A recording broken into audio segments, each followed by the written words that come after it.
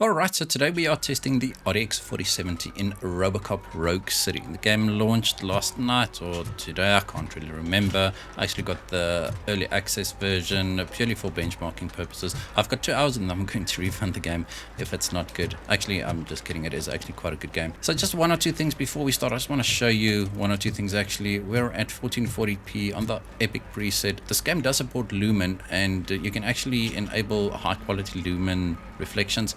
They don't seem to work though.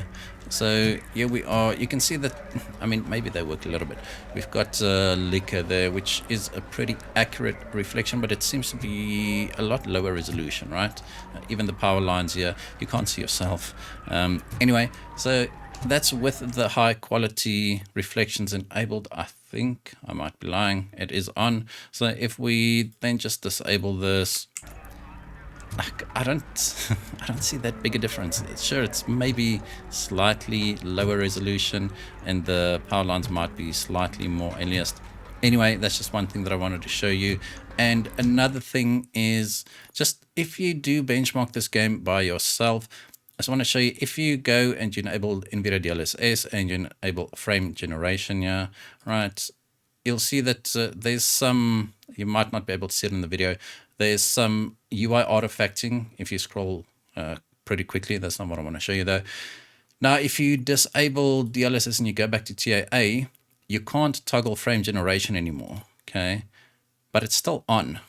The reason why I know that is because we were just getting 60 frames per second and now it's still enabled, even though the menu says it's disabled, or you can't toggle it in the menu. So what you need to do is you actually need to disable it before you disable DLSS. Anyway, so we'll be testing at 1080p, 1440p, and 4K. We'll start off on the 1080p preset or the 1080p resolution on the Epic preset. So let's get right to it. All right, so they just started shooting at me here. We're at 1080p. I've got Nvidia DLSS enabled, but on DLAA, so you can switch between FSR, XeSS, TAA, and TSR. So I'm just going with the DLSS, but enabling DLAA. So this is a native resolution, just using DLSS anti-aliasing. We're on the Epic preset at 1080p, and I just want to enable that as well. Right, so Epic, and these are the settings, 1080p. I can't get my RTSS to display slightly smaller. Sorry if it's a little bit in the way here, but I mean, that's how it goes. All right, so let's just start our capture here. I've actually got a shotgun from my previous playthrough, and for some reason I keep it. I don't know. So the performance is not great. I mean, we're getting between 60 and 80 frames per second at native. You'll see soon that DLSS actually makes a very, very big difference in this game. Upscaling, even just the quality, like it's definitely worth it to enable it. And not that big a difference when it comes to visual quality, but as you can see over here, we are getting around, I mean, we've got an average of 80 frames per second, which is slightly lower than I would expect from a 4070, especially at 1080p. There's no real performance difference between TAA and DLAA. So, I mean, if TAA is set to 100% render resolution, there's no difference at all. Maybe 1 or 2 frames per second, but nothing that I could actually see. I'm not going to be spending too much time at 1080p, because these guys, they die and they don't respawn. So, I mean, they've got very limited benchmark time. I just want to quickly show you one other thing. The environmental destruction in this game is pretty awesome. Not all these walls break when you shoot them, but a lot of them do. I think it's pretty good. You can shoot most glass, most lights. Like it's interesting. All right, so now that we've got 1080p here, I'm just going to enable DLSS. Let me just get this out of the way. I'm just going to enable DLSS quality. All right, so you can see what the performance difference is. Let's just get that back up and running. And now we went from 80 frames per second to around 120 frames per second. Now, I'm usually not a big fan of enabling upscaling at 1080p, but DLSS in this game actually looks pretty good. And this guy's throwing grenades. Anyway, so you can see we gained quite a lot by just enabling DLSS here. And the game still looks plenty okay. I mean, I'm just going to say it looks okay. You'd obviously want to rather play it at a native resolution, but these Unreal Engine 5 games, they just seem to be pretty heavy, right? Like they built with upscaling in mind for some reason. And Robocop is maybe not the best looking game out there, but it does have some interesting things. I mean, the environmental destruction is pretty good. Anyway, so I mean, we're getting very mixed results. You have 140 frames per second there, 110 frames per second. Yeah. So anyway, let's just enable frame generation. Yeah, just to show you what performance you can actually get from this GPU. Let's just reset our numbers, and now we're getting 180 frames per second. This is slightly higher than my refresh rate. I've got a 165 hertz monitor, which I'm benchmarking on, and yeah. So with frame generation at 1080p, you can expect around 180 frames per second, right? Which is pretty good. All right, so there's quite a few bad guys coming out, so I think it's time for us to move over to 1440p. But let me just run this way. I mean, lumber this way. This is extremely slow going, but it's Robocop. I mean, it's awesome. Anyway, let's try 1440p. Right, we're now at 1440p. DLAA frame generation is disabled on the Epic preset. Now, if you're wondering about anti-aliasing, you can't adjust that because you've got DLAA set here. If we move this to, oops, that's the wrong one. If we move this one to TAA or whichever, then you can actually adjust the anti-aliasing there as well. All right, so let's just go down to DLSS, DLAA, 2560 by 1440p, and I think that's it, right? So native 1440p on the Epic preset. And I don't think this is going to go well. I mean, we're not getting 60 frames per second. And I mean, now we are, but like it is kind of disappointing. It drops into the 50s here, and sure, the game looks okay, but as I showed you earlier with regards to the reflections and stuff, like Lumen is not doing the best job here.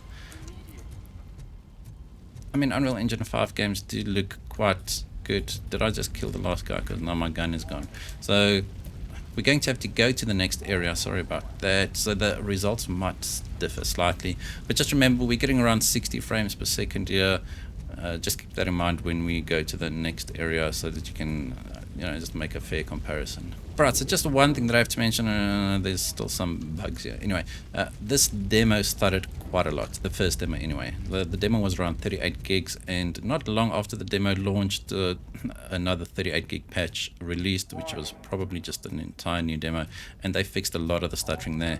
And as you can see from the lows, the 1% and the 0.1% lows, it's pretty stable. There's not a lot of stuttering going on, and the frame time graph is pretty smooth as well. All right, let's move on to the next scene so you can see the frame rates with the next settings. Right, so we're getting between 50 and 70 frames per second upstairs there, and it seems to hold there pretty much or thereabouts. Let's just see. I mean, Epic is probably overkill. I mean, it's the same as Ultra Gaming. I don't think it's worth it, the performance trade-offs. You can actually heal, which is quite nice. It runs an exe file. This is not I don't know, if you're not a Robocop fan, then maybe you won't like this game. This, me being born in the 80s, I loved Robocop, and this is just a throwback to then, and to me, I kind of enjoy this. I mean, it's not the best AAA game out there. It's not even a AAA game as far as I know, but it's quite enjoyable. Anyway, we're here to test the performance, not the game itself. So 60, 70 frames per second at native 1440p. So I'm just going to drop this down to the high preset, which I think is pretty fair. And I mean, we didn't gain much. We gained maybe 10 frames per second, right? So and over here we are dropping below 60 frames per second even, so which is not dropping into the 50s. Kind of disappointing, I must say. And I know that there will be some people saying, oh, the GPU is weak, whatever. Remember, this is around the same performance as a 3080, so the GPU is definitely not weak. It's just these new AAA, well, not AAA, Unreal Engine 5 games, they just don't seem to run that well at native resolutions. So I guess it's time for us to enable DLSS here. I'm not going to play on the Epic preset from here on out. I'm just going to enable DLSS quality here. So let's see, got around 60 to 70 frames per second, and now we're getting 90 frames per second, which is definitely much more playable. The first person shooter, you do need slightly higher frame rates just because the input latency does get reduced the higher the frame rate is.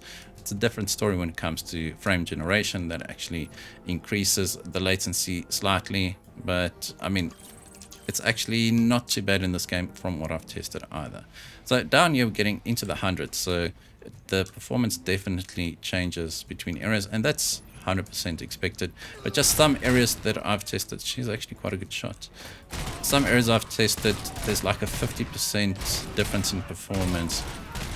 I mean, looking west and then looking east, you gain like 50 frames per second. So not ideal if you're looking for a consistent frame rate. There's quite a lot of baddies here, so let's just leave this on DLSS quality and let's enable frame generation. Alright, so we went from 100 frames per second to around 140 frames per second. We got around, I mean, depends on where you are. The motion fluidity now is just sublime. So you're not getting a full high refresh rate experience because the input latency is slightly higher, but trust me, when it comes to motion fluidity, this is pretty good actually. I do enjoy this, especially on this 165 Hz monitor. When I benchmark at 8K, I unfortunately have to connect another monitor, which is only a 60 Hz monitor. That's the only 4K monitor that I have. And then I just start missing this 165 Hz monitor. But you can see we dropped into the 120s there as well. This guy takes forever to reload. What's up with that? But you can see, I mean, this looks kind of silly. I mean, you are just this indestructible machine. I mean, that's pretty much what Robocop is, right? All right, but talking too much and playing too little. Anyway, let's move on to 4K. Right, we're at 4K now. DLAA still no frame generation on the high preset, and I don't think this is going to go down too well. I mean, the game looks pretty good. If you're wondering how I switch between the monitors so quickly, it's just the monitors are connected to my capture card. So I literally just plug it into the capture card and off I go. Anyway, into the bypass of the capture card, I must say. Anyway, so let's just start our benchmark run here. So getting 40 frames per second. We're going to transition to another area as well. So just keep that in mind again. All right, so the game decided to crash on me when I transitioned into 4K. I don't think we ran out of VRAM, although there might be a VRAM leak, because now after the game restarted, we're sitting at 5.5 gigabytes of VRAM used. Just before the crash, that crept up to 9 gigabytes of VRAM used. So maybe there's still one or two issues here, and I'm actually right-clicking. There we go. Game is definitely not perfect, can definitely benefit from a few patches, yeah. But at least we are now in the same area, and this is just terrible. 30 frames per second. I mean, it's not a 4K GPU at all. I was just expecting slightly better performance, and playing a first-person shooter game at 30 frames per second is definitely not for me. Anyway, let's just see what we need to do to get 60 frames per second. Yeah, sorry if the MSI Afterburn is a bit small. As I said, I can't adjust the size for some reason whilst I'm in game. So I'm just going to, I'll zoom in on that. Anyway, so let's just do DLSS. I think, let's start off with performance, right? I've balanced. Let's see if we go with balanced, if we can actually get 60 frames per second. Looks like the game is rendering in the background, so you're getting 57 frames per second, 58. I think it's good enough. It's definitely much better. We might drop down to the medium preset. We might get 60 frames per second consistently then. Not that there's a lot of differences between the presets that I've tested at 1440p. I haven't tested them in 4K. Maybe there's a bigger difference. But if you, I mean, this is definitely not terrible, but we're not maintaining 60 frames per second at all times. And if that is what you are after, then these settings aren't going to work for you. So let's just enable frame generation here at these settings and see what we can do. Now, just keep in mind that the input latency will go slightly up if we enable frame generation here. So we might not get the best experience. Actually, it's not terrible, and we're getting 78 frames per second here. Let's just heal up. So I'm guessing you can get a locked 60 frames per second at these settings with frame generation, and you can just see the frame time graph is extremely smooth there. There's literally no stuttering whatsoever, and that's actually brilliant. just coming from the demo where I actually uninstalled the demo the first time because it was just unplayable, to where we are now. It's really great. As I said, the demo actually did fix the stuttering. Anyway, so let's just disable frame generation again and drop this down to medium and see what performance we get. I'm going to leave it on DLSS balanced. I think that's pretty much what we need to get close to 60 frames per second, but I'm just going to drop this down to medium. See, 62 frames per second and now 68. All right, I'm just going to play a little bit at these settings, see if we can maintain 60 frames per second. I expect maybe not. We might drop below 60 frames per second at times, maybe not that often. We haven't yet. I mean, it's difficult for me to keep an eye on the frame rate counter. There we go, just below 60. I mean, not the end of the world going into 50, 59 there, another 59. So not a locked 60, but definitely not the worst experience if you are aiming for 60 frames per second at all. I do think that if you want a high refresh rate experience or a high motion fluidity, we will need to enable DLSS performance alongside frame generation, because frame generation at 4K doesn't do much here for us with regards to performance. Let me just show you, getting around 66 frames per second here. And then if we enable frame generation, as I said, the game renders in the background, so you can see the performance increase. So it went to 81 frames per second. Okay, so not the biggest increase in performance, but it does feel slightly better. I mean, you would definitely feel it on a high refresh rate monitor. Let's just reset the numbers. I'm not going to transition because the game might just crash again, so I'm just going to run the same area which I've just did without the combat. You can see, I mean, we're getting 80, 90 frames per second, which is pretty good.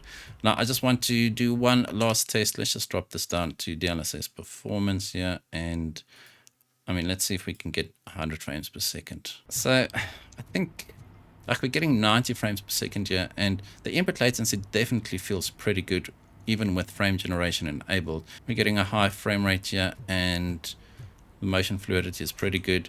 Now the reflections definitely look pretty bad. I mean, this is not just the work of DLSS. I've seen this happen at native as well, although you can only select TAA or TSR. So some things definitely still need work, but if you can look past these, then this is actually quite a fun game. I've actually played it for a few hours. One thing that does get to me, and I think they might have done the right thing, I'm just not a big fan of it. Just look at our HUD. As I walk, the HUD moves, right? The head doesn't bob.